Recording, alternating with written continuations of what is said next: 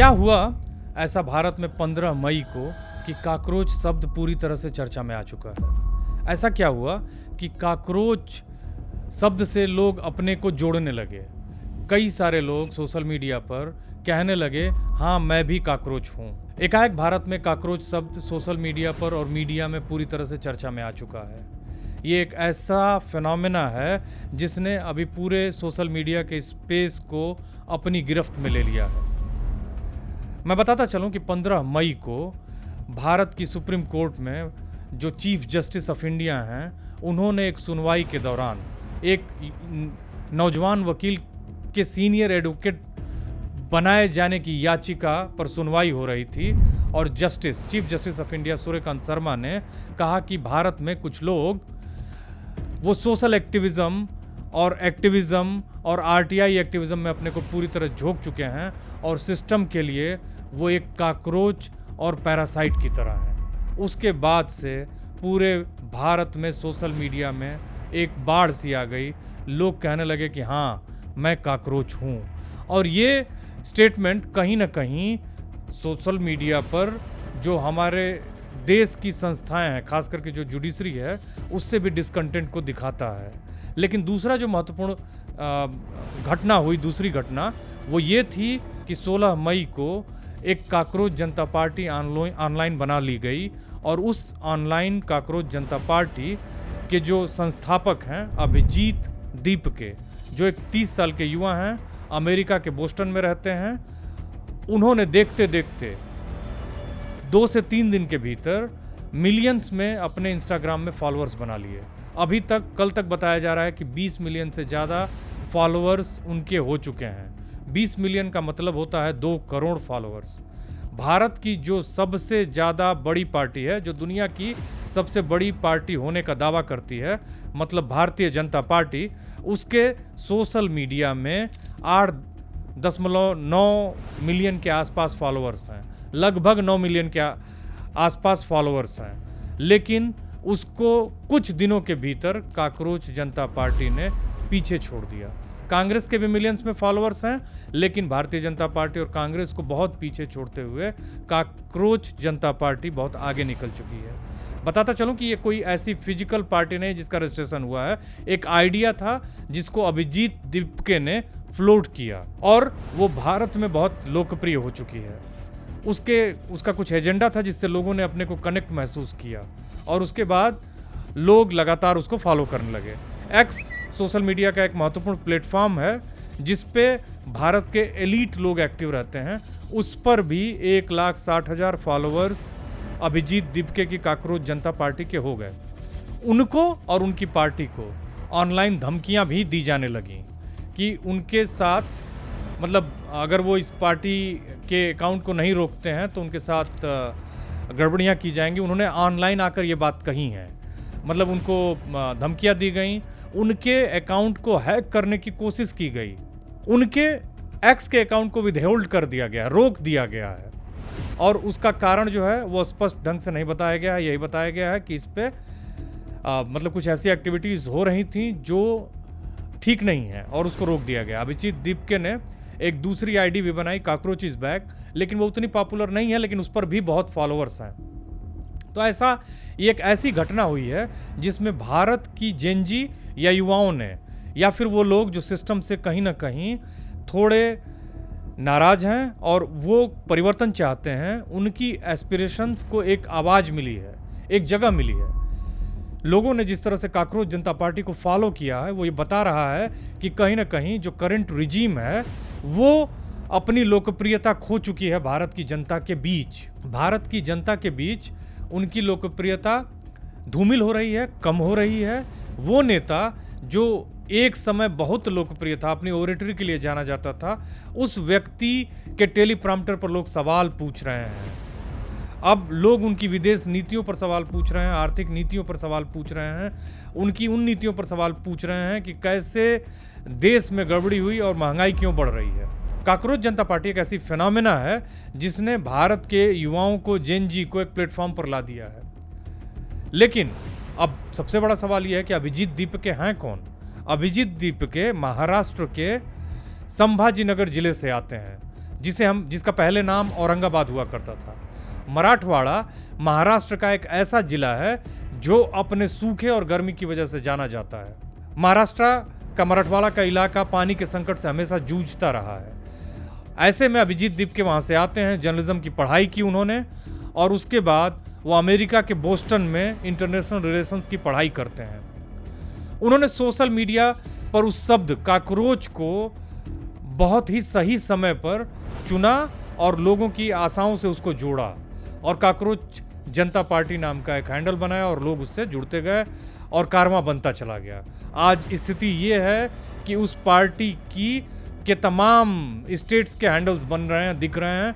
कितने सही हैं कितने गलत हैं ये तो बाद में पता चलेगा, लेकिन कहीं ना कहीं एक जोरदार और ज़बरदस्त जुड़ाव हुआ है। अभिजीत दीपके अपने मैनिफेस्टो में, अपने एजेंडे में साफ साफ कहते हैं कि वो भारत में ट्रांसपेरेंट चुनावों को सबसे ज़्यादा महत्व देंगे। नीट जैसे परीक्षाओं में जहां पेपर लीक हो रहे हैं वहां पेपर लीक को बंद करेंगे। परीक्षाओं को वो एकदम ईमानदारी से कंडक्ट करवाएंगे।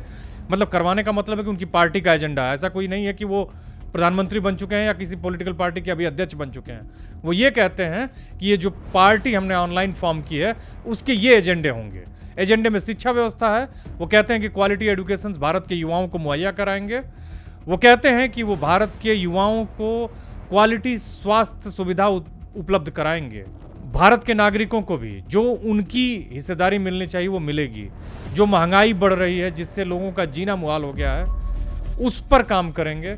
किसानों का जीवन बेहतर बनाएंगे, मजदूरों का जीवन बेहतर बनाएंगे और बेरोजगारी खत्म करेंगे। भारत में बेरोजगारी एक गंभीर संकट बन चुका है। एक सरकार 2014 में वादा करके आई थी कि वो 2 करोड़ नौकरियां देंगी, 15 लाख रुपए हर व्यक्ति के अकाउंट में देगी क्योंकि वो काला धन वापस लाएगी, ट्रांसपेरेंसी के लिए लोकपाल ले आएगी।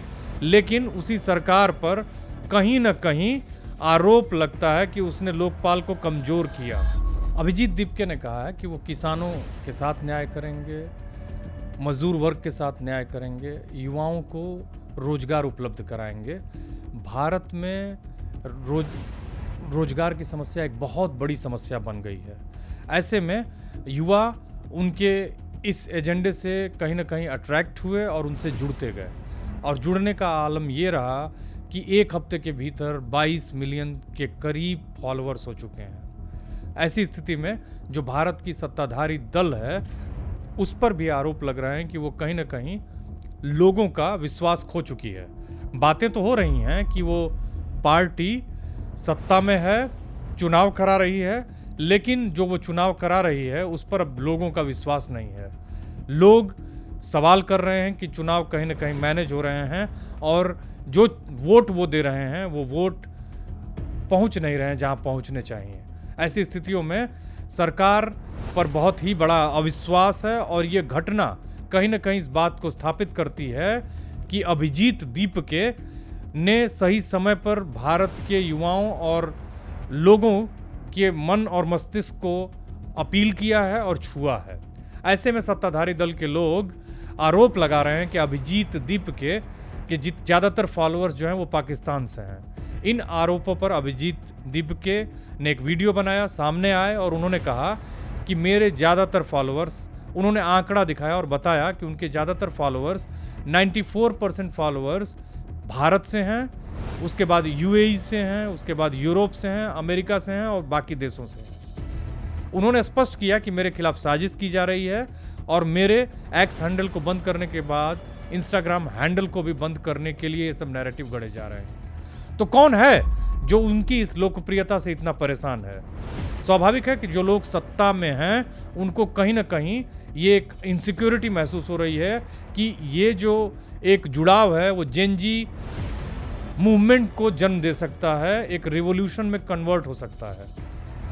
आप इस बात को समझिए कि फ्रांस की क्रांति में एक रोटी के टुकड़े से फ्रेंच रिवॉल्यूशन की शुरुआत हो गई थी, जब एक नारा निकल के आया लिबर्टी, इक्वालिटी और फ्रैटर्निटी का, और वहाँ के राजा लुई 16 और उनकी पत्नी मैरी एंटोनियट को वहाँ के लोगों ने गिलोटीन से मार दिया। वही राजा जो अपने ऐशो आराम के लिए जाना जाता था, वही राजा जिसने वर्साय का किला बनाया था, वही राजा जिसको जनता से के सरोकार से कोई लेना देना नहीं था। तो कहीं ना कहीं ये असुरक्षा की बात वो कहते हैं अभिजीत दीपके। उन्होंने वीडियो बनाया और साफ साफ कहा कि मेरे इंस्टाग्राम अकाउंट को भी हैक करने की कोशिश हो रही है। उसी के साथ साथ बहुत सारे नैरेटिव ये भी कहे जा रहे हैं कि अभिजीत दीपके जो हैं वो आरएसएस के ही प्लांट किए हुए आदमी हैं, बीजेपी के ही आदमी हैं। वो कहीं ना कहीं जो जनता में एक उबाल है उसको इस तरह से ऑनलाइन एक पार्टी बनाकर डिफ्यूज करना चाहते हैं, ताकि जो जेन्युइन कंसर्न है विपक्ष के दलों का, जो अपनी बातों को उठा रहे हैं, उसमें अभिजीत दीपके सेंधमारी कर पाए और उस मूवमेंट को कमजोर करें। मतलब अभिजीत दीपके के खिलाफ सत्ताधारी दल भी आरोप लगा रहा है कि उनके फॉलोअर्स पाकिस्तान के हैं, वो देश के खिलाफ काम कर रहे हैं। दूसरा, जो विपक्ष के दल हैं वो ये भी कह रहे हैं कि वो, या न्यूट्रल जर्नलिस्ट या न्यूट्रल जो पॉलिटिकल एनालिस्ट हैं, वो ये कह रहे हैं कि वो कहीं ना कहीं आरएसएस और इंडिया अगेंस्ट करप्शन टाइप की संस्थाओं के एजेंट हैं। चूंकि वो आम आदमी पार्टी में काम कर चुके हैं, उससे जुड़े रहे, उसके सोशल मीडिया के प्रभारी रहे, उससे जुड़े रहे, वहाँ काम किया है, तो वो ये इस मूवमेंट को, जो जेन्युइनली विपक्ष का मूवमेंट है, उसको डिफ्यूज करके और 1-2 साल के लिए डाइवर्ट कर देना चाहते हैं, डाइग्रेस कर देना चाहते हैं।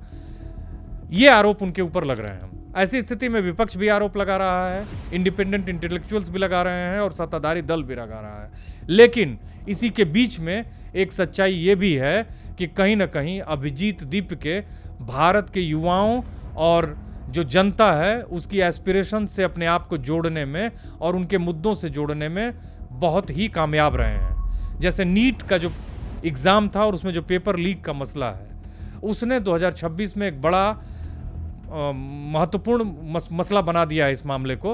हालांकि एनटीए, जिसे हम नेशनल टेस्टिंग एजेंसी कहते हैं, उसने जितने भी एग्ज़ाम्स लिए हैं वो हमेशा विवादों में रहे।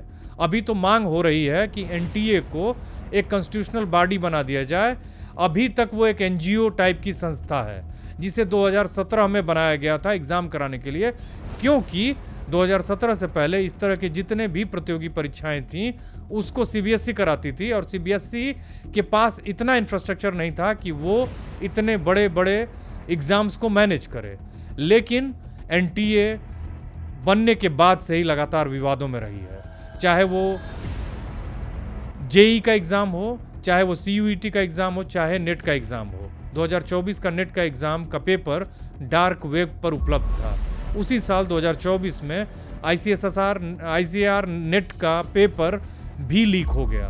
उसी साल 2024 में नीट का पेपर लीक हुआ और वो एक ऐसा एग्ज़ाम था जिसमें 67 विद्यार्थी जो है उन्होंने फुल मार्क्स पाए थे, 720 में 720। पेपर लीक भारत में एक बहुत बड़ी समस्या बन चुकी है। विपक्ष सवाल कर रहा है कि पिछले 10 सालों में 89 पेपर लीक हुए हैं और 49 रीटेस्ट हुए हैं। इसमें भारत सरकार के लोगों का टैक्स का पैसा खर्च हो रहा है, गाढ़ी कमाई खर्च हो रही है और इससे जनता के बीच में ये मैसेज भी जा रहा है कि कोई ट्रांसपेरेंसी नहीं है। आखिर क्यों बार बार पेपर लीक हो रहे हैं? इन सब मुद्दों को काकरोच जनता पार्टी ने अपने हैंडल से उठाया है। उसने बेरोजगारी के मुद्दे को उठाया है, किसानों की दुर्दशा के मुद्दे को उठाया है। इससे लोग उनसे जुड़ते चले गए, उनके साथ हो लिए। ऐसी स्थिति में काकरोच जनता पार्टी का क्या भविष्य होगा ये तो उतना आने वाला समय बताएगा और ये उतना महत्वपूर्ण नहीं है। लेकिन ये महत्वपूर्ण है कि भारत की जनता बढ़ती महंगाई से, बेरोजगारी से और संसाधनों के अभाव से परेशान है और ऐसी स्थिति में वो इन सारे मुश्किलों से मुक्ति पाना चाहती है।